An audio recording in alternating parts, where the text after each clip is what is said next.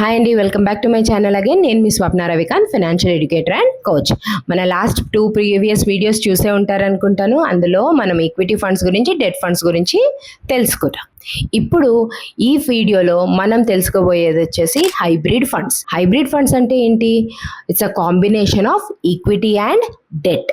So ఎవరికి suit అవుతుంది మరి ఈ హైబ్రిడ్ ఫండ్స్ అంటే? Moderate portfolio, moderate type of ఇన్వెస్టర్స్కి సూటబుల్ అవుతుంది. మరి మోడరేట్ ఇన్వెస్టర్స్ ఎవరు అనుకుంటున్నారు?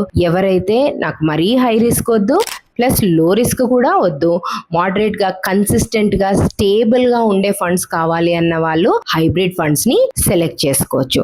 దీంట్లో కన్సిస్టెంట్ గ్రోత్ ఉంటుంది అనమాట, స్టేబుల్గా ఉంటుంది, కన్సిస్టెంట్గా ఉంటుంది. ఒకవేళ మనం ఈ హైబ్రిడ్ ఫండ్స్ని ఒక యానిమల్తో కంపేర్ చేయాలి అంటే పాండాతో కంపేర్ చేయొచ్చు. ఎందుకు? ఇది ఎక్కువ ఆదరా ఉండే లైఫ్ స్టైల్ దీనికి ఉండదు. సెడెంట్ సెగ్రిగేటెడ్ గా కంఫర్టబుల్ లైఫ్ స్టైల్ లీడ్ చేస్తుంది.